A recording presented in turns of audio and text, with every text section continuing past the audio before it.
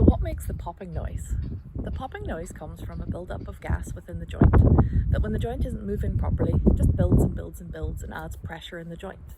When you move the joint quickly, either by an adjustment or by stretching or moving, that little bubble of gas pops, and that's what creates the noise.